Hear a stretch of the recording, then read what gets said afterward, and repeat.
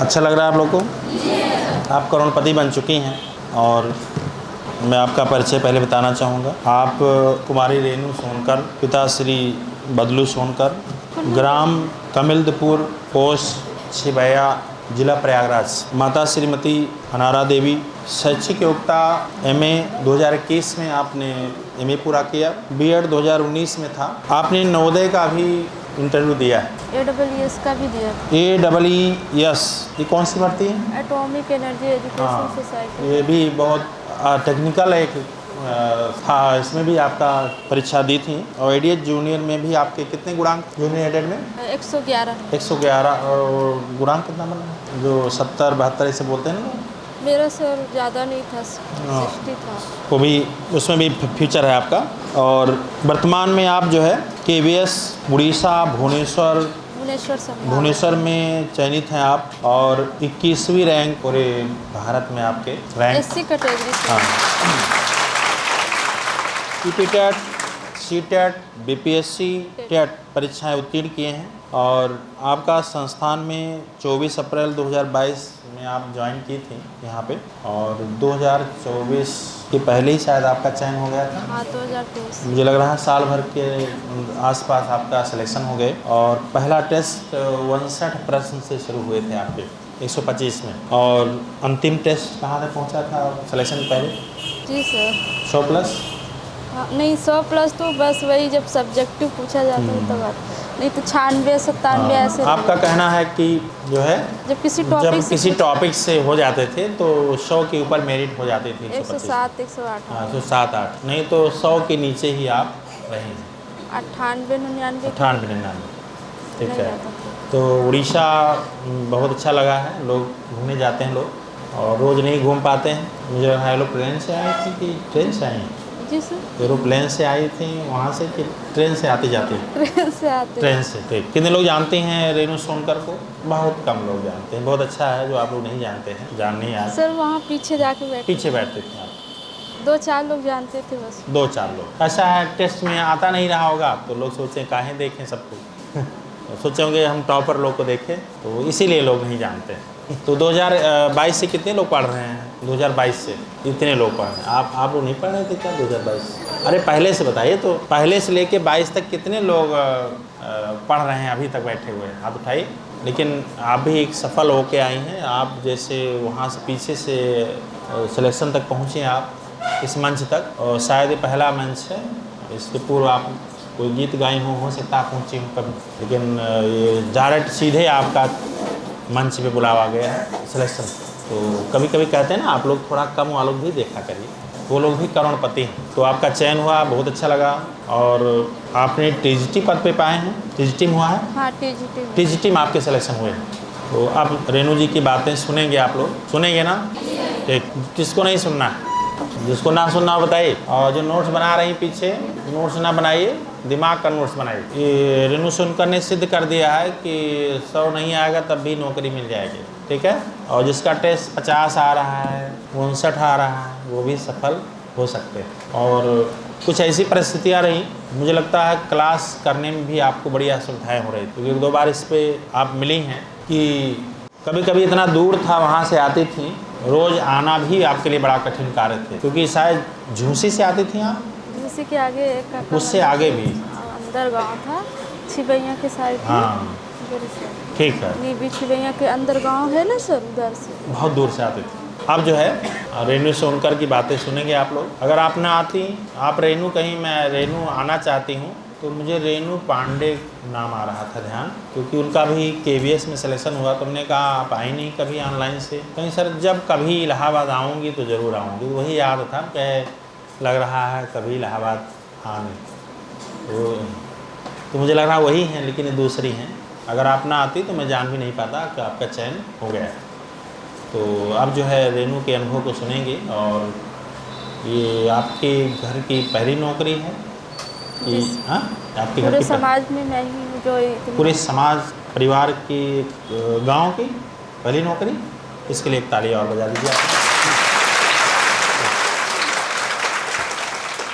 आपने कई लोगों का रास्ता खोला है। अगर उस घर में ख़ानदान में पहली नौकरी है, बहुत बड़ी बात है। आपने जो है उस ख़ानदान को बदल दिया। तो अब जो है पूरे अनुभव के साथ आप बताइए, और वहाँ कैसा लग रहा है KVS में, और स्कूल कैसे हैं, आपको अच्छी महसूस हो रहा है कि नहीं वहाँ पे? सबसे पहले अपने सदगुरु के चरणों में सत सत प्रणाम है। मैं सुपर टेट की कोचिंग कर रही थी, तो ऐसे ही वीडियो देख रही थी तो सर का वीडियो आ गया। तो उसमें बहुत सारे लोगों का सिलेक्शन हुआ था, तो मैं भी देखने लगी। तो मुझे अच्छा लगा, सर इतनी जल्दी सबका सिलेक्शन करवा रहे हैं। तो मैं भी उसके बाद में क्या कि सुपर टेट की कोचिंग ही छोड़ दी। इतना सारा पैसा दी थी वहां पर, रिलेशन से पैसा मांग के दी थी। मैं बोली मम्मी मैं ये नहीं करूंगी, मैं जा रही हूँ दूसरे कोचिंग में, मुझे वहीं जाके करना है कोचिंग। तो मैं वो कोचिंग छोड़ के 2-3 महीने में चली आई। उस समय प्राइमरी की वैकेंसी आ रही थी, बोले थे प्राइमरी की आएगी, प्राइमरी की आएगी। तो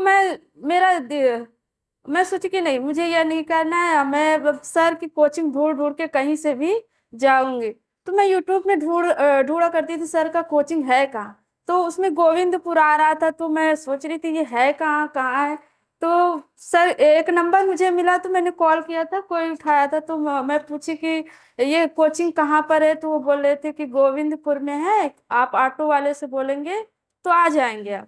तो मैं ढूंढते ढूंढते आई थी, यहाँ तक बैंक रोड तक आई। फिर उसके बाद उनसे बोली तो वो ऐसे लेके आए थे, पैसा भी ज़्यादा ले लिए थे उससे। तो यहीं पर छोड़ दी, बोले कि यहीं है। तो मैं ढूंढ रही हूँ कि किधर है कोचिंग, किधर। सर का कुछ बैनर भी नहीं दिख रहा था मुझे। तो फिर उसके बाद क्या हुआ कि मैं यही ये मिठाई वाली जो दुकान है उनसे पूछा कि SL वर्मा सर की कोचिंग किधर है। तो वो बोले कि इसी सीढ़ी से ऊपर चले जाइए। तो मैं आई, तो उस समय टेस्ट हो गया था, दूसरे दिन सर सॉल्व कराते। तो सर वहीं पे बैठे थे, मैं गई थी सर के पास। तो मैंने सर से बोला सर अब मुझे भी कोचिंग करनी है, और मैं 2021 में TGT पद में दी थी, मेरा नहीं हुआ सिलेक्शन। तो सर बोले आ जाइए, आज टेस्ट था, ये लीजिए टेस्ट सॉल्व कीजिए। तो मैं जब देखी तो मेरा दिमाग घूम गया कि मैं कैसे करूं, प्रश्न ही नहीं समझ में आ रहा था, कैसे करूं इसको। पढ़ती तो बहुत थी, लेकिन प्रैक्टिस नहीं करती थी कभी। तो मैं कि सर ये तो मुझसे आ ही नहीं रहा। सर यहाँ सॉल्व करा रहे हैं और सारे बच्चे बोले मेरा 120 है, और किसी का 108 है, किसी का 110। मेरा तो दिमाग ही घूम गया कि मैं करूँ क्या है। तो मैं सोची कि अब मैं यहीं से कोचिंग करूँगी मैं यहीं कोचिंग करूँगी, चाहे जो हो जाए, मैं बस यहीं आके करूँगी और कहीं नहीं जाना मुझे। और इसके पहले मैंने एक ऑनलाइन कोचिंग भी ली थी, उसमें भी मेरा 1-2 महीना वो सर पढ़ाए थे, मेरा पूरा फीस डूब गया था। उसी में कोरोना आ गया, तो मैं नहीं पढ़ पाई। तो फिर सर से बोली, और मेरे पास फीस के पैसे नहीं थे। सर बोले कि अभी पढ़िए, जब हो जाएगा तो दीजिएगा। तो मुझे शर्म आती थी कि मैं आती थी वहीं पीछे जाके बैठ जाती थी कि सर कहीं देख लेंगे तो फीस मांगेंगे तो मेरे पास मेरी मम्मी भी जुटा रही थी, पैसा हो ही नहीं रहा था, इतना सारा मेरे लिए पैसा इतना जुटाना बहुत नामुमकिन था। तो फिर रिलेशन में एक लोगों से बोले कि पैसा दे दीजिए, कोचिंग में मेरी बेटी जाएगी। तो वो बोले कि इतना पढ़ा क्यों रही हैं, अब होगा कुछ नहीं, शादी ब्याह कर दीजिए, चले जाए, क्यों इतना कर्जे में डूब रही है। तो मेरी मम्मी बोली कि नहीं दे दीजिए, मेरी बेटी इसी में पढ़ेगी, थोड़ा सा दे दीजिए, मैं दे दूँगी। तो उन्होंने दिया। तो फिर उसके बाद मैं सोच रही थी मेरा साल भर के अंदर हो जाए तो मैं पैसा भी चुका दूँ, लेकिन हो ही नहीं रहा था कहीं। तो मुझे एडेड जूनियर में हुआ, तो उसमें भी मेरा क्या हुआ था, सब्जेक्ट गलत भर दिया था मैंने। पहली बार तो आया था 111 नंबर था, दूसरी बार जब रिजल्ट आया तो उसमें 0 बता रहा। तो मैं खूब रोने लगी। मम्मी मेरी कही कि क्या हुआ, इससे अच्छे पद मिलेगा तुझे, तू मत रो। तो मैं 1-2 घंटे खूब रोई वहीं पर बैठ के। अब मम्मी भी मेरी रोने लगी वहीं पर। मतलब कि इतना ज़्यादा वो था कि पैसा नहीं हो पा रहा था यहाँ तक आने के लिए, कि 80 रुपया मेरे लिए बहुत ज़्यादा बड़ी बात थी। जब यहाँ आती थी तो 80 रुपया लगता था, तो आने का 40 रुपया, जाने का 40 रुपया। तो मेरे पास रहता नहीं था पैसा। तो मैं सोचती थी सर से ऑनलाइन ही ले लूँ क्या, लेकिन मुझे ऑफलाइन करना था कोचिंग। तो फिर सर से मैं 6 महीने किसी तरीके से आई। मेरी मम्मी पैसा कहीं से जुटा के देती थी। फिर 6 महीने आई, फिर लगा कि अब ऑनलाइन कोचिंग ले लूँ। सर के पास में 2 बार आई, सर से बोली सर मुझे ऑनलाइन कर दीजिए, मैं ऑफलाइन नहीं आ पाऊँगी। सर बोलते थे कि नहीं, ऑनलाइन तो हो गया है, बैच ख़त्म हो गया है, तुम अब कैसे ले पाओगी, वो तो 1 महीना बचा हुआ है। तो मैं कहीं कि कैसे आऊँ कैसे आऊँ। फिर मैं कभी कभी आती थी, महीने में 1 बार आती थी, तो वही पीछे बैठ के जिस सर जो जो लिखवाए रहते थे पूरा फ़ोटो खींच करके लेके चली जाती थी। पूरा लिख लेती थी वही, और लिख कर वही पढ़ती थी सर। और जब आती थी तो वही लिख के पढ़ के वही सारा सारा दिन पढ़ती रहती थी सर का वीडियो। कभी जब मन नहीं लगता था पढ़ने में तो सर का वीडियो देख लेती थी, जितने लोग का सिलेक्शन हुआ होता था तो मैं देख कर बस फिर पढ़ने लग जाती। तो यही था कि मतलब सुबह से लेकर शाम तक वही पढ़ती। फिर मेरा नवोदय में हो गया तो मुझे अचंभित हुआ कि मेरा हो कैसे गया उसमें। तो मुझे विश्वास ही नहीं हो रहा था कि नवोदय में मेरा रिजल्ट आ गया है और मेरा इतना अच्छा नंबर आया। तो मैं सोच रही थी भगवान मेरा हुआ कैसे, मैं तो इतना पढ़ती भी नहीं हूँ और इतने सारे लोग हैं, इतना देखकर मुझे घबराहट होती थी। अब मैं जाके चुपके से वहीं बैठी रहती थी। अब सर एक बार उठा दिए थे मुझे, बोले चलो प्रश्न का उत्तर। अब मैं जवाब भी नहीं दे पा रही थी उस समय। तो फिर उसके बाद क्या हुआ, तो फिर मेरा नवोदय में हुआ तो इंटरव्यू के लिए तैयारी कर रही थी। सर बुलाते थे कि आ जाओ इंटरव्यू के लिए, यहाँ तैयार करवा देंगे। तो मेरे पास पैसा नहीं होता था कि मैं आ जाऊँ यहाँ तक, मतलब 80 रुपये डेली का, 80 रुपये नहीं हो पाता था। तो फिर किसी तरीके से 2-3 बार सर के पास आई थी, सर डांट दिए मुझे। सर बोले कि तुम आ नहीं रहे हो, तुम्हारा होगा नहीं। तो मुझे लगा कि अब क्या करूं मैं, मेरे पास पैसा भी नहीं है और डेली 80-80 रुपया खर्चा हो जाता था। तो फिर एक बार तो फिर मैं नहीं आई, फिर 2-3 बार आई थी। उसके बाद फिर मैंने नवोदय का इंटरव्यू भी दी, उसमें भी नहीं, उसमें जब नहीं हुआ तो मुझे बहुत रोना आ रहा था कि मेरा कहीं तो हो जाए, मेरे पास पैसे नहीं है, क्या करूँगी अभी। मतलब पढ़ाई के लिए भी पैसे नहीं हो पा रहे थे, जुटा ही नहीं पा रहे थे। तो फिर मम्मी मेरी तो फिर कही कि चलो कहीं ना कहीं तो होगा ही तुम्हारा। फिर उसी के बाद तो KVS का शायद आ गया था। तो मैं KVS की तैयारी करने के लिए सारा सिलेबस ढूंढी, देखी क्या क्या है। तो NCERT बुक लग रही थी उसमें, मैं NCERT का सारा नोट्स बना डाली। बनाने के बाद 2 महीने लगातार सुबह से लेकर रात को 8 बजे तक पढ़ती थी। मतलब जब ऊब जाते थे तो मोबाइल में प्रैक्टिस सेट करने लग जाती थी और सर का नोट्स पढ़ती थी, जितना भी होता था सर का नोट्स ही पढ़ती थी। एक बार सर ने बोला था कि आचार्य रामचंद्र शुक्ल को पढ़ के रट डालिए, और मैं एक ही दिन पढ़ी थी, मुझे समझ ही नहीं आया क्या पढ़ूँ इसमें, सारा दिमाग से उठ गया। तो मैं कि मैं नहीं पढ़ पाऊँगी इसको, मुझे समझ में नहीं। सर का ही नोट्स ले करके वही पढ़ती रहती थी, जो भी नोट्स रहता था उसी को देखती और उसी को पढ़ती। और रचनाएँ जो है याद ही नहीं होती थी, तो क्या करती थी, सारे रचना देख कर बस वही लिखती रहती थी, कॉपी में लिखती रहती थी। और सर ने बोला था यूथ और शिल्पी हल करिए, तो वही मैं यूथ को मैं कितनी बार हल कर डाली।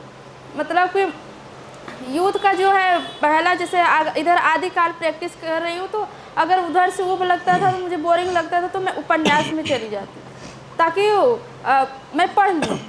तो उधर से मन डाइवर्ट करके उपन्यास में जाती थी, उपन्यास का हल करती थी। जितने भी उसके मतलब डिस्क्रिप्शन रहते थे, वर्णन रहता था, उसको भी मैं याद करने की कोशिश करती थी, शायद इसी से क्वेश्चन फंस जाए। तो मैं ऐसे ही पढ़ती थी। तो फिर यही था। और मम्मी मेरी तो हमेशा मोटिवेट करती थी, और गांव समाज के लोग कहते थे कि अरे इतनी एज हो गई है, कब शादी करेंगी, कब शादी करेंगी। मम्मी कहती थी कि नहीं अभी पढ़ाएंगे, मेरी बेटी की शादी हो जाएगी तो ये पढ़ नहीं पाएगी। तो अब मेरी मम्मी ज़्यादा सपोर्ट करती थी मेरी। तो और मैं कभी कभी डिमोटिवेट हो जाती थी कि सीट बहुत कम है, मेरा नहीं हो पाएगा मम्मी, मैं नहीं पढ़ पाऊँगी। तो मम्मी कहती थी तुम्हें तो एक ही सीट चाहिए ना। तो मैं कहती थी नहीं मम्मी, तब भी मेरा नहीं हो पाएगा, और मैं एकदम से हताश हो जाती थी। तो मुझे देखकर बड़ा वो लगता था कि नहीं, अब जब मेरी मम्मी बोल रही तो शायद हो ही जाए। तो मोटिवेशन वहाँ से मिलता था जहाँ से मेरी मम्मी हमेशा 3 बजे रात को भोर में उठ जाती थी, 3 बजे उठ जाती थी, सारा घर का काम करके खेत में जाती थी। मतलब वहाँ से पूरा मतलब खेत का सब्जी उगाना, ये उगा करके पूरा मतलब पैसा जुटाती रहती थी कि हाँ मेरी बेटी पढ़ ले। तो मैं भी सोचती थी, जब देखती थी मम्मी को, जब देख लेती थी कि हाँ मम्मी मेरी धूप में काम कर रही, तो मुझे रोना आता कि मैं अब पढ़ूँगी, कुछ भी हो जाए मैं निकाल के ही रहूँगी। तो बस वही से था कि निकाल के ही रहूँगी चाहे जैसे हो। तो जब मम्मी को देख लेती थी तो मुझे लगता था कि अब मैं पढ़ूँगी। बैठ के सुबह से लेकर शाम तक पढ़ती। और मेरी मम्मी शाम को काम करके आती थी तो खाना बनाती थी कि तू पढ़, मैं जब भी एग्ज़ाम आता था तो मेरा 1 महीना पहले मुझे छोड़ देती कि तू मत खाना वाना बना, मैं बनाती हूँ, तू पढ़ सिर्फ। तो मैं बस वही मेरी मम्मी वहाँ से रात को काम करके, मतलब दोपहर में पूरा दिन काम करके आती थी, रात को खाना वाना वही बनाती, इतनी थकी होने के बावजूद कि तुम्हारा एग्ज़ाम है, तुम पढ़ो और मैं खाना बनाती हूँ। और आस पास के लोग ताना मारते थे कि तो बेटी को ऐसे बैठाई हो और खाना तुम बना रही हो, खाना तुम बना रही हो, बेटी जाएगी जहाँ वहाँ क्या करेगी। और मेरी मम्मी सुनती थी, कुछ नहीं बोलती थे। और उन लोगों की बेटी की शादी हो गई थी तो ताना मारते थे कि इनकी शादी क्यों नहीं है, देखने वाले आते हैं चले क्यों जाते हैं साथ। तो ये भी ताना कि दहेज चाहिए उन्हें। तो इतने लोग आते थे, देख कर चले ही जाते थे मुझे, मतलब कि उनको चाहिए दहेज। और मेरे घर की स्थिति देखकर उनको लगता था कि ये दहेज नहीं दे पाएंगे। तो मतलब कई बार आते थे चले जाते। मेरी भी मम्मी हताश हो जाती थी कि कहीं हो ना, कहीं शादी भी नहीं हो रही है इसकी। और तो मेरी मम्मी चाहती थी कि इसकी शादी ही ना हो, आए ऐसे देख के चले जाए। लेकिन मेरे पापा चाहते थे कि मेरी शादी हो जाए। तो मेरी मम्मी कहती थी नहीं, तुम्हारी शादी हो जाएगी तो पढ़ ही नहीं पाएगी, कैसे करेगी, घर परिवार का संभालेगी, तू करेगी तो तेरे ऊपर बहुत सारी जिम्मेदारियाँ आ जाएगी। तो फिर मुझे लगा कि नहीं, हाँ सही कह रही है मम्मी, अगर मेरी शादी हो जाएगी तो मैं पढ़ ही नहीं पाऊँगी। तो फिर क्या हुआ, तो फिर मैं शादी टालती गई। मतलब एक बार तो पक्का भी हो गया था मेरा सब, तो मैंने मना कर दिया। तो मेरे पापा गुस्सा हो गए, सारे रिलेशन के वाले खिलाफ हो गए थे मेरे ऊपर, मेरी मम्मी के ऊपर, मेरे ऊपर। तो फिर मैंने बोला कि नहीं, मुझे करना ही नहीं शादी अभी।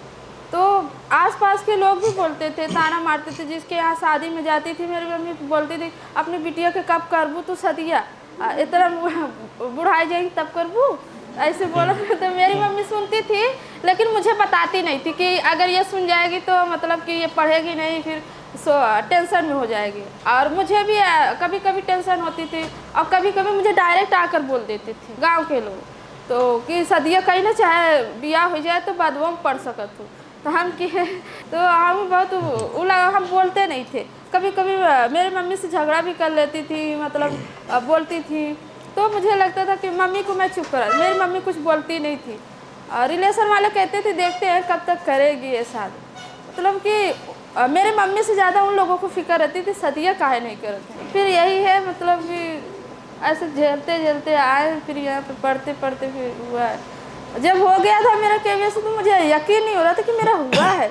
मैं तीन चार बार देख रही हूँ कि हुआ है कि नहीं हुआ है। मैं अपना पूरा रोल नंबर, फिर नाम देख रही हूँ, कुछ भी देख रही हूँ।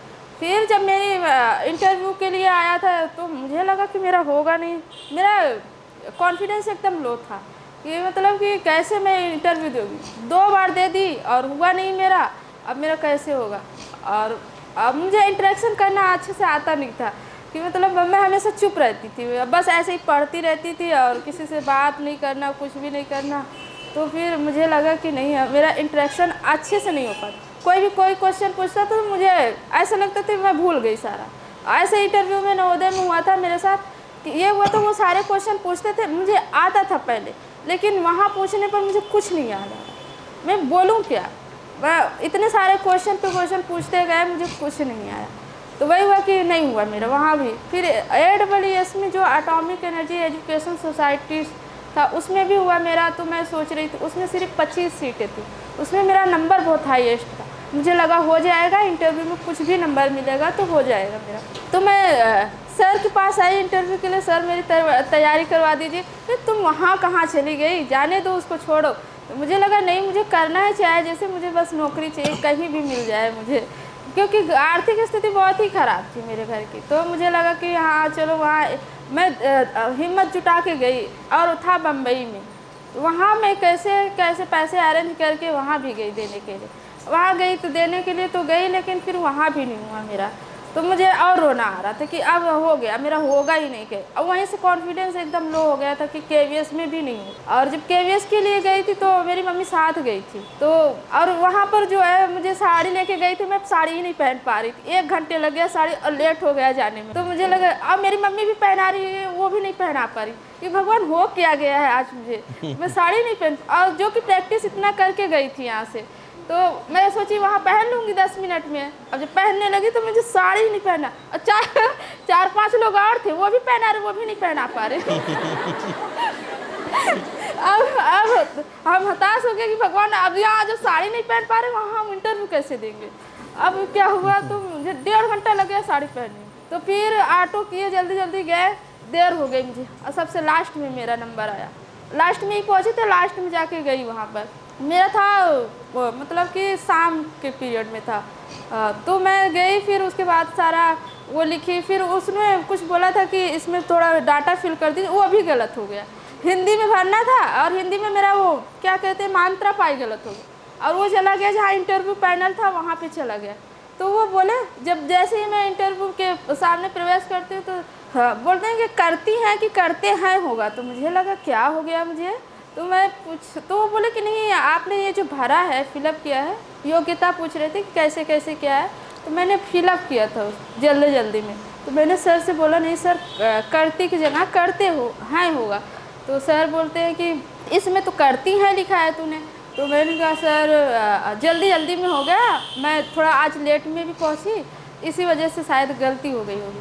तो सर बोले चलिए ठीक है कोई बात नहीं। बोले कि आप परिचय दीजिए अपना। तो मैं सारा इंग्लिश में रख के गई थी कि मैं अपना परिचय इंग्लिश में दूंगी, क्योंकि सेंट्रल था ना, तो सब लोग बोल रहे थे कि नहीं इंग्लिश आनी चाहिए। तो मुझे लगा कि शायद, तो मैं जैसे इंग्लिश में बोलने लगी परिचय देने, बोले कि इंग्लिश में नहीं देना है, तुम्हारा हिंदी सब्जेक्ट है, हिंदी में दो। तो फिर मैं हिंदी में दी। फिर उसके बाद मुझसे पूछते हैं कि अच्छा ये बताइए कि मतलब कि सूर्यकांत त्रिपाठी निराला कहाँ के थे। तो मुझे लगा हम के सर प्रयागराज में ही रहते थे। वो बोल रहे थे कहाँ पे रहते थे, अब मुझे वो भी नहीं याद आ रही कि कहाँ पे रहते थे वो, किस जगह पर। और यहाँ जो आलोपी मंदिर है चुंगी का, वो भी पूछ रहे हैं उस मंदिर का नाम बताइए, वहाँ किस नाम से जाना जाता। अब मुझे वो भी नहीं पता चल रहा था, मैं कहीं मेरे दिमाग में आ ही नहीं रहा। अब बोले कि वहाँ किस चीज़ का मंदिर है, अब वो भी पूछ ले, मुझे वो भी नहीं आ रहा है कि भगवान अब क्या हो। अब तो मेरा होगा ही नहीं, मैं वही सोच ली मुझे अब नहीं होगा मेरा। तो फिर बोला है कि अच्छा वह एक मैम थी बोल रही थी कि अच्छा बताइए हनुमान जी खड़े हैं कि बैठे हैं, लेटे हुए। तो मैंने बोला खड़े हैं। अब क्या, अब मुझे पता भी नहीं था कि खड़े हैं कि लेटे हुए हैं। कभी मंदिर वंदिर में जाती नहीं थी, कहीं नहीं जाती थी, घर पे ही रहती थी और सीधा यहाँ आती थी और चली जाती थी। आस पास में पड़ता था लेकिन कभी जाती ही नहीं थी, कहीं नहीं जाती थी। रिलेशन में, खास भी रिलेशन में शादी हो तब भी नहीं जाती थी मैं, और कहीं घूमने भी नहीं जाती थी। तो वही हुआ ना कि जब वो पूछ रहे तो मुझे आ ही नहीं रहा। अब क्या, अब फिर पूछेगा अच्छा लेसन प्लान के बारे में बताओ। तो मैं क्या हाँ ये तो बता लूँगी। मैं पूरा रट के गई थी, पूरा लेसन प्लान के बारे, सामान्य उद्देश्य, विशिष्ट उद्देश्य, कैसे पढ़ाओगे, अनुकरण वाचन, आदर्श वाचन, ये सारा उन्होंने पूछा। उसके बाद फिर निबंधकार के बारे में, प्रसिद्ध निबंधकारों के बारे में पूछा उन्होंने। तो हाँ मुझे ये सब नोट्स में पढ़ी थी, वही नाम हम बता दी। फिर बोले कि कुछ रचनाएं बता दीजिए गुलाब राय की। तो मैंने उनकी 3-4 रचनाएं बताई थी। फिर उसके बाद उन्होंने कहा कि, उसके बाद उन्होंने पूछा था कि आप पढ़ाएंगी। तो हम कि हाँ सर हम पढ़ाएंगे। तो बोले कि आप अपने से पढ़ाएंगे कि बुक देना पड़ेगा। तो मैंने कि सर दे दीजिए बुक। तो उन्होंने कृतिका या कुछ दिया था जो अलग बुक थी। तो मुझे लगा ये भगवान इसमें से मैं क्या पढ़ूँगी, मैं पढ़ के भी नहीं गई थी, सिर्फ मैं काव्य पढ़ के गई थी। उसी में से मैं सोची कि मैं अपना खुद याद की हूँ। मैंने सर से बोल दिया सर मैं ये नहीं पढ़ा पाऊँगी, मैं खुद याद करके आई हूँ, मैं वही पढ़ा दूँ सर। तो बोले हाँ ठीक है जाओ पढ़ो। तो मैंने सर से पूछा सर प्लान के अकॉर्डिंग पढ़ाना है कि वैसे ही पढ़ाना है। बोले कि नहीं प्लान के अकॉर्डिंग ही पढ़ाना है, लेकिन डायरेक्ट पढ़ाना है, डायरेक्ट बोलकर पढ़ाना है, आदर्श वाचन से शुरू करिए। मैंने आदर्श वाचन सूरदास का लिया था, मैया कब ही बढ़ेगी चोटी को, मैंने बहुत अच्छे से आदर्श वाचन किया था। उसके बाद मैंने पूरा पंक्त लयबद्ध है, हाँ सुनाई दिए। मैया कब ही बढ़ेगी चोटी, कीती बार मोही दूध पियत भई, यह अजहू है छोटी। मैया कब ही बढ़ेगी चोटी, तू जो कहती बलबेनी जो है हवेला भी मोटी।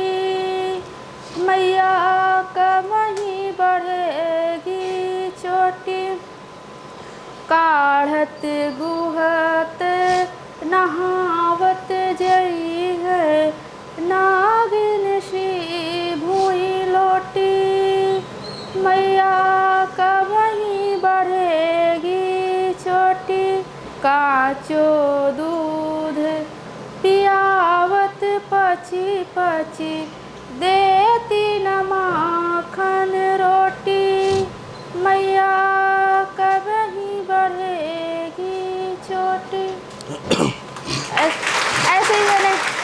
ऐसे ही मैंने गा के आदर्श वाचन करके उसके बाद मैंने पूरा पढ़ा दिया। ब्लैक बोर्ड में मैंने चौक से बहुत अच्छे से डिजाइन करके अच्छे से लिखा था। वर्ड एकदम साफ सुथरा था और पूरा मतलब उसके कठिन शब्द जो थे मैंने इतना अच्छे से लिखा था कि एकदम लाइन टू लाइन था। उन्हें लगा कि हाँ इसका तो ठीक, तो मुझे लगा होगा भी कि नहीं। मैंने इतना सारा क्वेश्चन पूछे, मैंने बता भी नहीं पाया, अपनी जगह के बारे में नहीं बताया, शायद नहीं होगा मेरा। तो फिर मैं सर बोले कि जाइए आप। फिर तो मैं वहाँ ब्लैक बोर्ड में मिटाना भूल गई थी। फिर मैं वापस आई, मैं बोली सर सॉरी सर मैं भूल गई मिटाना। तो बोले कि अच्छा ठीक है मिटा दो। मैंने अच्छे से मिटा के फिर गई। तो फिर मुझे लग रहा था नहीं होगा मेरा। मम्मी से आके बोली मम्मी मेरा नहीं होगा। तो बोली काहे ना हो। तो हम कहे कि इतना सारा क्वेश्चन पूछे हम क्या उत्तर नहीं रहा। तो कहें कि का पूछे रहे ना हम के अम्मी हनुमान के बारे में पूछ रहे, हनुमान मंदिर के बारे में, हमको कुछ नहीं है उतरा। कहें कि तो का नहीं पता है सब, हम के नहीं कहें कि यूट्यूब में देख ले कि रहा हम के मम्मी देख रहे लेकिन हमको थोड़ी ना मालूम रहा कि मंदिर के बारे में पूछी। और आते जाते थे लेकिन इतना ध्यान नहीं दिया हम कभी भी, सीधा आते थे सीधा चले जाते थे। वही था कि सब चीज़ के बारे में नॉलेज रखना चाहिए। तब भी हो गया था मेरा। अब मैंने पढ़ाया बहुत अच्छे था, मुझे लगता है इसी वजह से मुझे नंबर भी मिला। और सब्जेक्टिव जो भी पूछा गया था वो बता दिए थे, लेकिन आस्थान के बारे में सारा पूछे तो वो नहीं बता पाए।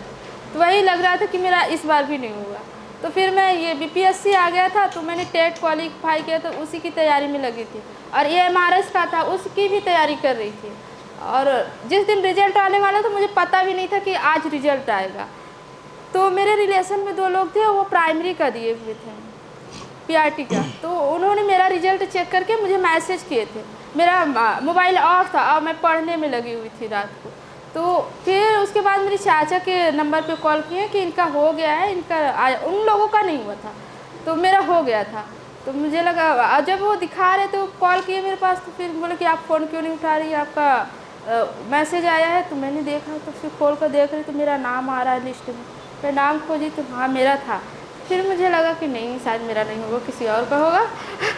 फिर मैं लेकर निकाल कर सारा रोल नंबर मिला रही हूँ, एक रोल नंबर, कि शायद मेरा ही है कि दूसरा किसी का है।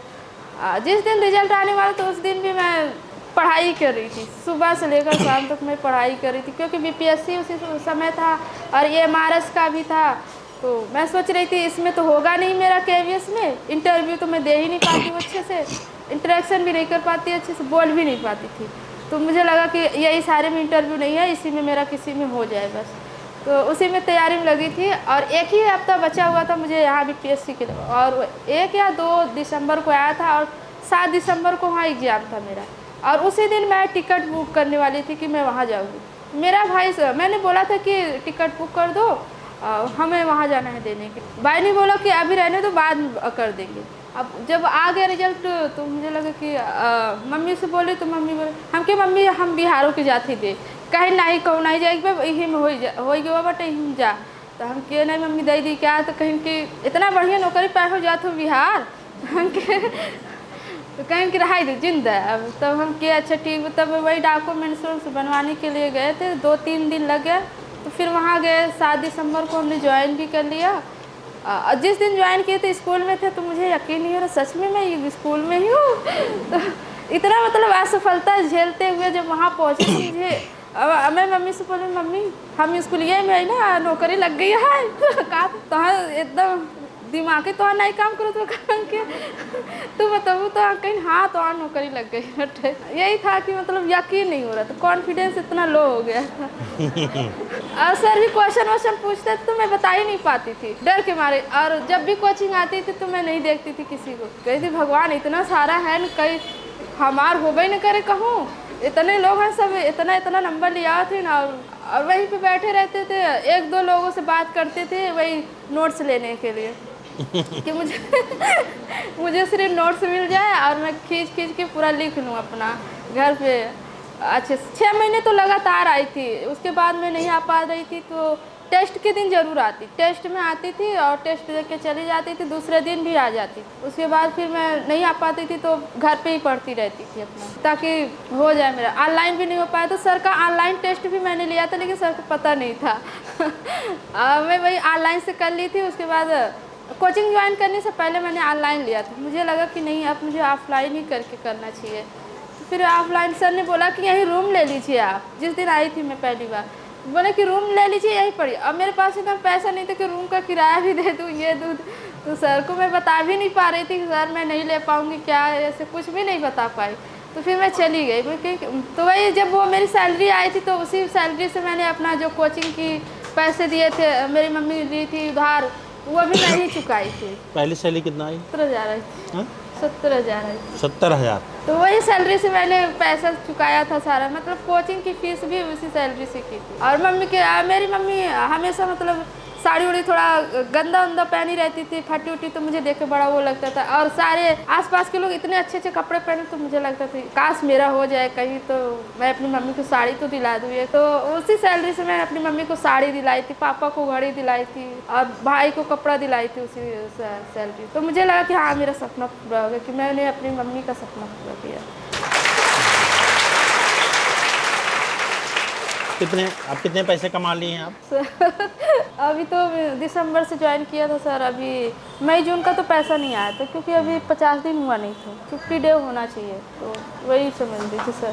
और घर में मैंने अपना वो करवाया था पूरा, तो गांव वालों को भी निमंत्रण दिया था। तो जितने लोग जो भी कह रहे थे, तो मतलब उनके मुख से एक भी शब्द नहीं निकल रहा था। मतलब इतना सारा सुना दिए थे कि मेरी मम्मी की तो मेरी मम्मी अकेले जाके रो लेती, तो मुझे बताती भी नहीं कि क्या हुआ है। तो मुझे लगता था, और कभी कभी मैं जान जाती थी कि हाँ कुछ तो हुआ है, तो मैं भी अकेले जाके रो लेती थी अंदर। तो मुझे लगता था कि अभी मम्मी को रोना दिखाऊंगी तो वो भी रोने लगेंगे, तो मैं अपना रो लेती थी अंदर जाके। तो मतलब हमारे गांव में क्या है ना कि जल्दी से शादी कर दे, मतलब लड़कियों को पढ़ाते नहीं। तो बोल रहे थे कि मतलब पैसा भी नहीं है, नौकरी ऐसे रखी बाटे मिल जाए तुमके, ये पढ़ के कितना घूमत है, केहू को नौकरी नहीं मिले तो तुमके नौकरी मिल जाए, ब्याह शादी के चली जाएंगी यहाँ से।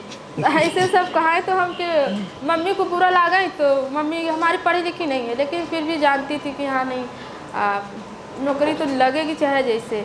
तो मेरी पढ़ाई देखकर भी बोलती थी नहीं तू पा जाएगी। तो कभी कभी मैं सोचती थी मैं नहीं पढ़ूंगी, अब हो गया, अब मैं पढ़ ही नहीं पाऊँगी। मतलब रख हो के किताब होता बैठ जाती, मम्मी आके समझाती रहती थी कि नहीं पढ़ो, हो जाएगा, अभी नहीं हो रहा तो कहीं न कहीं तो हो गई। करी वैकेंसी यूपी का वैकेंसी भी नहीं आ रही थी, और 2021 में मैंने दिया था तो वो भी 2 महीने पढ़ के दिया था, उसमें 9 नंबर से मेरा रुक रहा था। मुझे लगे हे भगवान, और मैं पढ़ ली होती अच्छे से तो मेरा शायद हो जाए। उस समय मुझे सिलेबस के बारे में नहीं पता था क्या क्या पढ़ना है, वही जो ऑनलाइन में मुझे पढ़ा दिए थे वही पढ़ के गई थी। और प्रैक्टिस भी इतना नहीं था, तो वही सिर्फ अंदाज से लगा हुआ था क्वेश्चन। तो वही था कि पढ़ लिए होते तो वही मुझे वो होता था कि बहुत पछता रही थी कि मैं और पहले ज्वाइन कर ली होती तो शायद हो ही जाता। और 2 साल कोरोना आ गया बीच, और आर्थिक स्थिति खराब हो गई, मतलब उसी में और ताने मारने लगे कि अब क्या करूँगी। अब उसी कोरोना में सबकी शादी भी होती जा रही थी। अब मुझे और घर में बैठे बैठे टेंशन हो रही थी कि अब क्या करूँ। अब मेरी मम्मी भी टेंशन हो जा रही थी कि अब तो कुछ होने वाला नहीं। 2 साल ऐसे गुजर गए, 2 साल ऐसे ही गुजर, कुछ ना आने का स्रोत ना जाने का स्रोत, मतलब कुछ था नहीं। अब मेरी मम्मी अभी कॉल भी कर रही है। वहाँ कैसे लगता है उड़ीसा में? उड़ीसा में सर बहुत अच्छा है, घूमने उमने का भी अच्छा स्थान है, जगन्नाथ का मंदिर है। मैं गई थी लिंगराज मंदिर घूमने के लिए, ट्रेनिंग के लिए भी गई थी। तो एक जो KVS में सारी यूपी के हिंदी वाले सारे यूपी के ही सिलेक्टेड है। 200-250 बच्चे थे, ट्रेनिंग में हम लोग गए थे भुवनेश्वर में KB नंबर 1 में। तो वहाँ पे जितने लोगों से पूछा गया तो वो सारे पूरे लोग यूपी से ही सिलेक्टेड थे, क्योंकि यूपी का मातृभाषा हिंदी है ना सर। तो उड़ीसा में इतना हिंदी उन लोगों को आती नहीं, इसलिए हमें लगता है पैनल भी यूपी से ही सारे लोगों को सिलेक्ट किए थे, सारे यूपी के ही थे। और 2-3 लोग थे राजस्थान में, ऐसे ही कुछ 2-3 लोग थे, नहीं वो सारे यूपी के।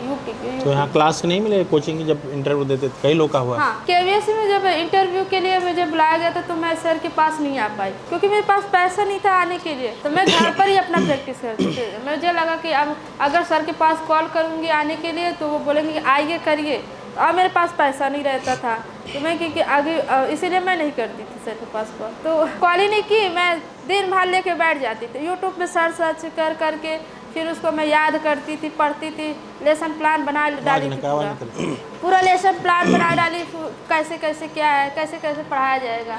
यूट्यूब से सर्च करके एक ही मैंने ब्लैक बोर्ड छोटा सा मंगवा लिया था, उसी में मैं प्रैक्टिस करती थी। एक हफ्ता पूरा जम के प्रैक्टिस की, फिर मुझे लगा कि शायद अब भी ना हो पाए मेरा। तो घर में ही रहती थी, खूब बोलती थी कि मुझे थोड़ा सा बोलना तो आ जाए बोल नहीं पाती थी ना, कोई भी क्वेश्चन कोई पूछता तो मुझे आता ही नहीं था, तो इसीलिए मैं बोल बोल के पढ़ती। और मैं एक कविता भी याद कर ली है जो आपको सुनाया मैंने, क्योंकि अगर कोई भी देंगे टॉपिक, अगर नहीं पढ़ा पाऊंगी तो मैं बोल दूंगी। और वही हुआ कि वो टॉपिक दिया, मैं नहीं पढ़ा पा रही थी, तो मैं बोली सर मैं ये नहीं पढ़ा पाऊंगी, मैं अपना खुद टॉपिक चूज करके पढ़ाऊँगी। तो वो बोले अच्छा ठीक है तुम अपना ही पढ़ाओ। तो मैं अपना अच्छे से कॉन्फिडेंस से पढ़ाया था, तो उन्होंने शायद मेरी वही टीचिंग के भरोसे वो दिए थे नंबर। उसके बाद मुझे लगता नहीं कि मुझे मेरे कन्वर्सेशन शांति सुनिए, आप लोग आवाज़ मत करिए, आपके साथ भी ऐसे होगा एक दिन। और अब जब नौकरी लग गई, जब पहली सैलरी आई, तो जितने भी सारे दुख थे मुझे सारे भूल गए। अब वो भगवान कितने कितने कष्ट सहे, सारे याद भी नहीं है कि क्या आप सर के पास जाऊँ, मैं क्या बताऊँगी वहाँ क्या हुआ था मेरे साथ। तो मुझे लगा जाने दो, जो आएगा मन में बोल देंगे वही।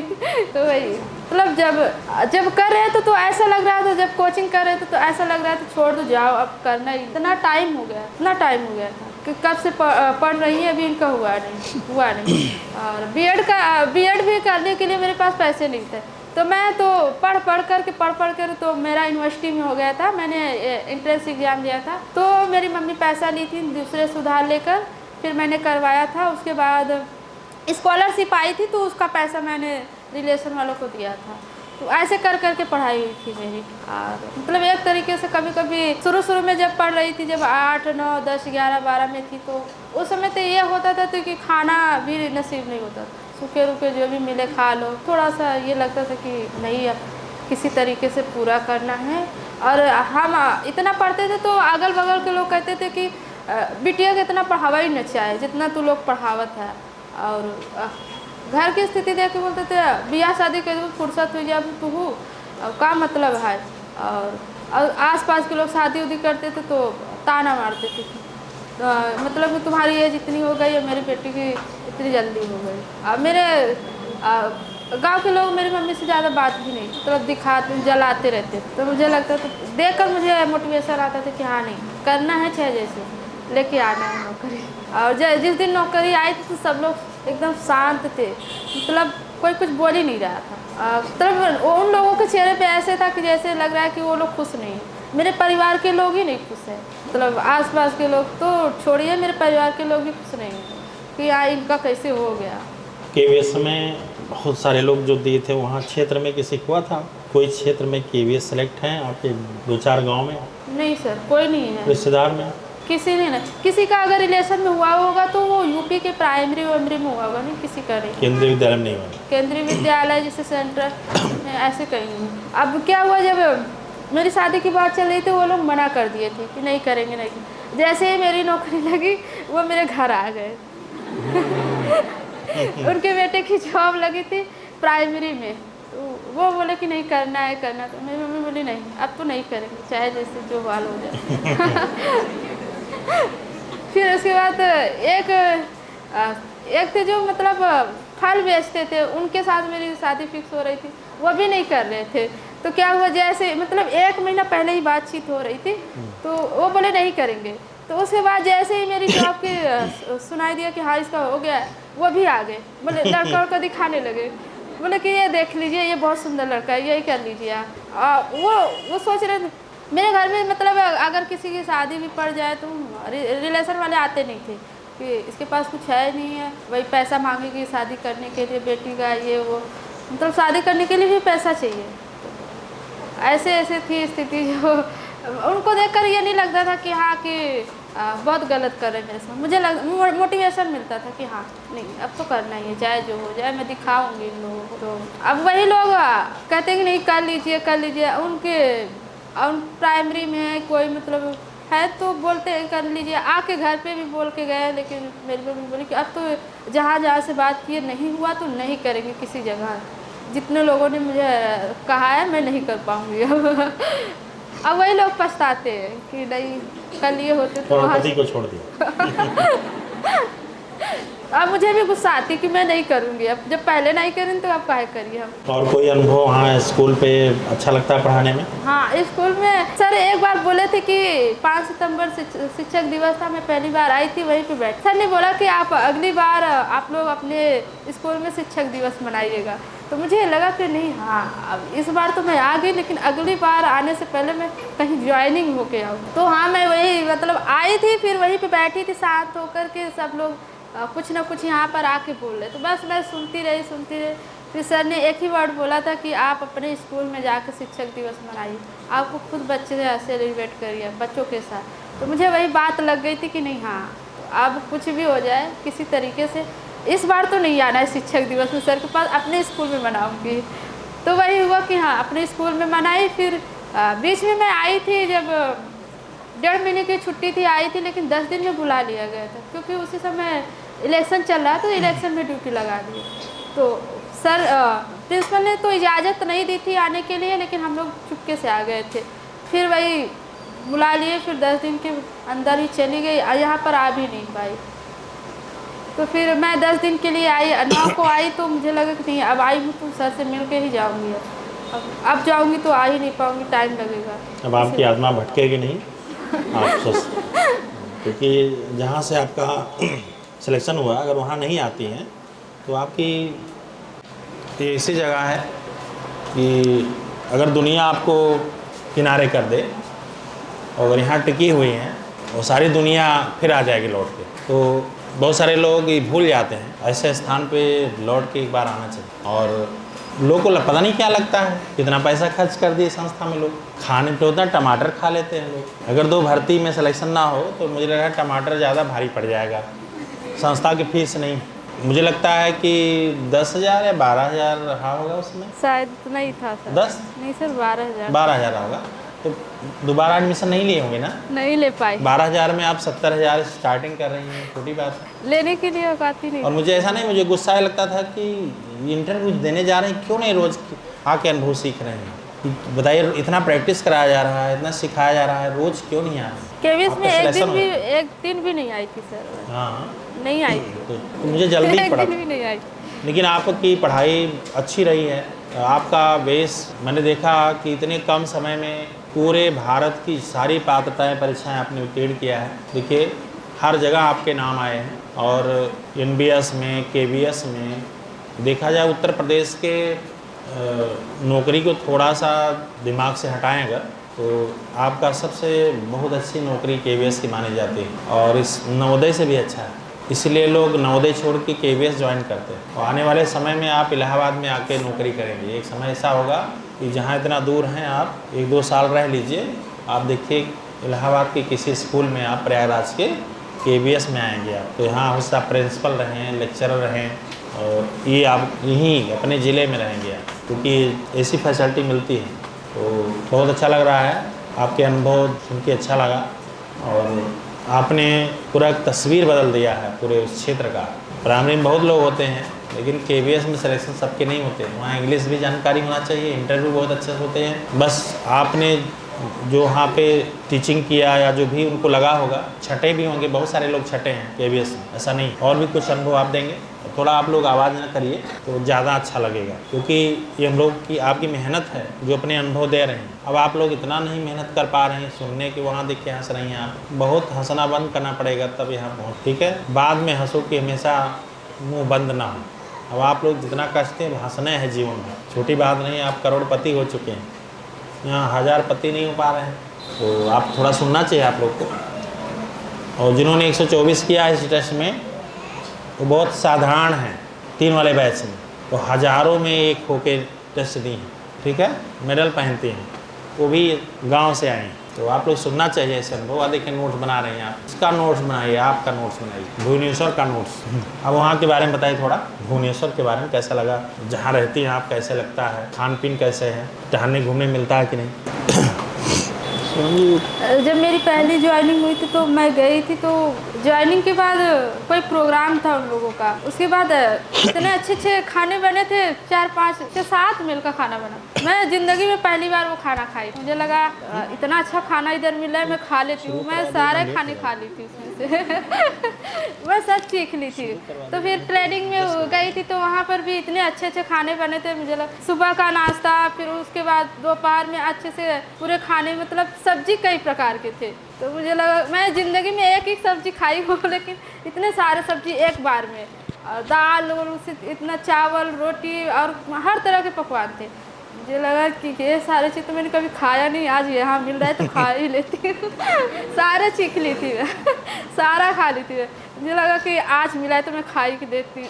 मतलब मैंने कभी इडली डोसा नहीं खाया, तो देखा भी नहीं था कैसा होता है, तो वहाँ पर मुझे सारा मिला था तो मैंने सारा सीख लिया था उसी टाइम सुबह का नाश्ता भी दूध मिल रहा था, खीर और वहाँ का मिल रहा था। मुझे लगा कि यहाँ तो आके अच्छे जगह पे आ गए हैं मतलब 3-4 जगह, मैं महीने में 3-4 जगह ट्रेनिंग मेरी हो जाती थी। अब मुझे ही भेजते थे, मैं नहीं थी तो अब मुझे अच्छा लगता था जाना, क्योंकि मुझे अच्छा अच्छा खाना और सब लोग तो नहीं जाते थे, छुपाते थे। और उनकी जगह पर मैम को भी पता था, प्रिंसिपल मैम को भी ये नहीं है जाने के लिए तत्पर रहती हैं, तो मेरा ही नाम डाल देती थी। तो मैं भी खुश रहती थी कि हाँ मैं जाऊँगी तो खाऊंगी। और जबकि छुट्टी रहती थी, कभी सेकेंड सैटरडे कभी संडे पड़ जाता, तब भी मैं जाती थी। तभी वहाँ का खाना वाना तो अच्छा मिल रहा है, खा के आराम से रहूँगी और एसी वैसी लगा रहता था तो मुझे लगा, अब मुझे ठंडी लगती थी एसी में, कभी एसी में रहे नहीं थे तो मुझे लगा एसी में मैं बहुत ठंड। अब मैं किसी से बताती भी नहीं थी मुझे ठंडी लग रही रहती थी, कैसे भी करके रहती थी। ये बोलेंगे कि कभी एसी में नहीं रही है ये अभी तक मैं फ़्लाइट से नहीं गई, तो मैं सोचे मेरा सपना है कि मैं फ़्लाइट से घूमूँ तो मेरी एक सहेली फ़्लाइट से मतलब आती जाती हैं यहीं कहीं, उनका डायरेक्ट स्टेशन नहीं पड़ता तो फ़्लाइट से आती थी। तो मैं बोली कि मेरा तो अभी सपना है कि मैं कैसे फ़्लाइट में कभी देखूँ, मैं अपनी जाके बैठूँ। मेरा तो डायरेक्ट स्टेशन पड़ता, तो मैं सोचती हूँ नहीं अभी तो पैसा उतना नहीं अभी तो खर्च हो जा रहा है सारा। तो मैं सोचती हूँ कि कभी ज़िंदगी में रहेगा तो मैं फ़्लाइट से एक बार ज़रूर घूमूँगी कहीं ना कहीं जाऊँगी। अभी मैंने देखा नहीं है फ़्लाइट कैसे होती है तो एक बार मैं सर से बताया, मेरी मैडम थी वो दिल्ली की थी, वो फ़्लाइट से आती जाती है डायरेक्ट। तो मैंने बोला कि मेरा तो अभी सपना ही नहीं पूरा हो पाया। कहीं कौन सा सपना है तुम्हारा? कि वही जो तुम जिससे जाती हो फ़्लाइट से कहीं आप तो पैसा आ रहा है कहीं भी कर लो कि हाँ हो तो जाएगा, लेकिन अभी नहीं करूँ कभी जीवन में, अभी तो बहुत खर्चे है कि इतनी जल्दी खर्चा भी हो गया तुम्हारा कि हाँ। तो वही सपना है कि हाँ फ़्लाइट से जाऊँगी एक बार कहीं ना कहीं घूमने। और मेरा एक सपना और है कि मम्मी पापा को कहीं घुमाने ले जाऊँ, कि मतलब उनका खेत में पूरा जीवन बीता, कहीं घूमने भी नहीं गए हैं, तो मैं सोच रही हूँ कहीं लेके जाऊँ। अब मेरी मम्मी गई थी मेरे साथ 1 महीना के लिए गई थी, वही रूम में रहती थी, तो उनको रोना आता था कि मैं एक ही जगह पे हूँ, मैं इतना सारा काम करती थी घर पर, यहाँ पर मुझे एक ही जगह बैठा दिए तो अब चली जाती हो और कोई बोलने वाला ना कोई सुनने वाला मुझ। तो मैं जब आती तो मेरी मम्मी रोने लगती कि मुझे घर पहुँचा दो, मैं नहीं रह पाऊँगी यहाँ पर मतलब हमेशा वो काम करती रहती थी, तो एक जगह पे बैठने से उनको पैर दर्द कर रहा है, कहीं ये दर्द कर, तो मुझे घर जाना है चाहे जैसे ही जाना है। तो मैं कही कि ठीक है जो चली जाओ। इधर मेरे पापा घर का काम नहीं संभाल पा रहे थे, ये भी रो रहे थे, तो मुझे लगा कि नहीं मम्मी को भेज ही देती हूँ तो फिर तुरंत टिकट करवाई, फिर मम्मी को भेज दी। वो अकेले आई, बोले कि मैं रह ही नहीं पाऊँगी यहाँ पर, 1 महीना कैसे वैसे बिताई, फिर चली आई। बोले इससे अच्छा तो हमारा गाँव नहीं ठीक बाटे, हुआ तो कम से कम काम धंधा तो कई लेते रहे, तो हम कहे ठीक हो जा करे। तो हम अकेले, तो मेरा भाई आया था मेरे साथ, ज़िंदगी में पहली बार मैं अकेले रही हूँ, नहीं तो जितनी भी पढ़ाई की मम्मी के साथ ही घर से आना जाना, इतनी दूर दूर जाती थी, लेकिन नहीं शाम तक तो मैं घर ही रहती थी मम्मी के साथ। तो वही वहाँ अच्छा नहीं लग रहा था, तो मम्मी 1 महीने तक रही हूँ मेरे साथ। और शिक्षक दिवस पे तो सारे लोग मुझे मेरा पैर छू रहे थे, तो मुझे अजीब टाइप से लग रहा था, हे भगवान अभी मेरे कौन छू रहे थे? पैर छूते थे तो कौन मुझे लोग वहाँ पे? हाँ उड़ीसा? हाँ उड़ीसा में मैं जैसे नहीं थी, तो मैं जाती थी तो कहीं दुकान पे जाती तो बच्चे मिल जाते थे, और मैं पहचान भी नहीं पाती थी, वो आके मेरा पैर छूते थे, तब जाकर समझ में आता था हाँ मेरे स्कूल में पढ़ता है। तो ऐसे ही मतलब कई जगह पर हुआ, तो मुझे लगा कि नहीं अब बच्चों को पहचानना चाहिए, नहीं तो ऐसे में तो सारे आके मेरा पैर छू के चले जाए, मुझे पता भी नहीं चला। और मैं पूछती थी बेटा तुम किस क्लास में हो किस में हो, तब वो बताते, अब नहीं थे मुझे पता नहीं चलता था। कहीं भी दुकान पे गए सामान लेने के लिए, कहीं भी मिल जाते थे बच्चे, हर जगह ही मिलते थे। तो आके मेरा पैर छू लेते थे। तो अब 9th और 10th में पढ़ाती हूँ तो वो लोग मुझसे बड़े लगते हैं, तो मुझे झिझक होती है पढ़ाने में कि मुझसे इतने बड़े बड़े लोगों में कैसे पढ़ाऊँ। देखकर वो लगता है कि हाँ इन लोगों को मैं क्यों पढ़ाऊँ।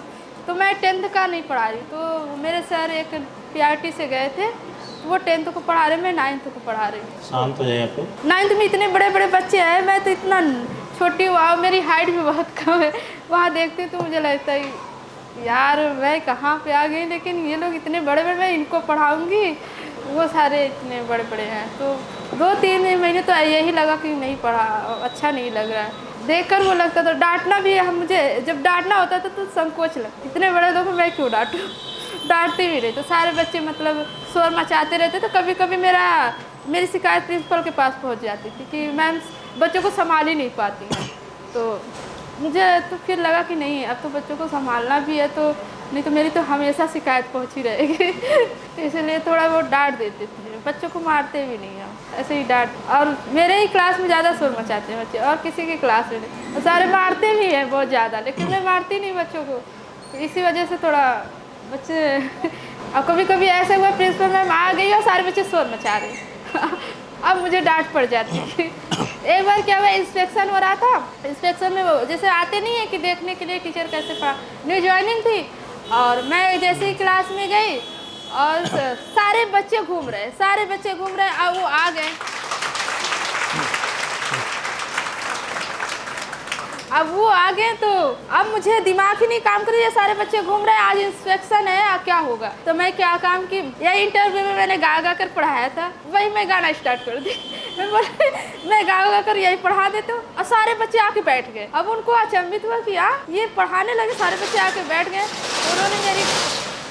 उन्होंने मेरी इतनी तारीफ की, मुझे लगा। और उसके पहले मैं इतना डर रही थी, मैं क्लास में ही नहीं घुस रही, कहीं सर आ ना जाए। 2-3 क्लास तो ऐसे चले गए धीरे धीरे। हाँ, लास्ट क्लास में मुझे लगा कि सर अब नहीं आएंगे, जो इंस्पेक्शन लेते हैं वो प्रिंसिपल थे कहीं स्कूल के। तो जैसे ही आए तो सारे बच्चे घूम रहे हैं, कई क्लास में शोर मचा रहे, धमा चौकड़ी मचा रहे। तो मुझे लगा अब क्या करूँ। मैं सर के पास गई तो सर से बोली, सर मेरी न्यू ज्वाइनिंग है, मैं पढ़ा नहीं पाऊंगी। तो सर बोले नहीं, कुछ भी आता हो पढ़ा दूँ। जैसे ही मैंने गा गा कर यही पढ़ाने लगे, सारे बच्चे आके शांत हो गए। मुझे लगा हाँ अब तो सर बोले कि कहीं आपने पढ़ाया था क्या। मैंने कहा नहीं, मैं पढ़ाई नहीं थी।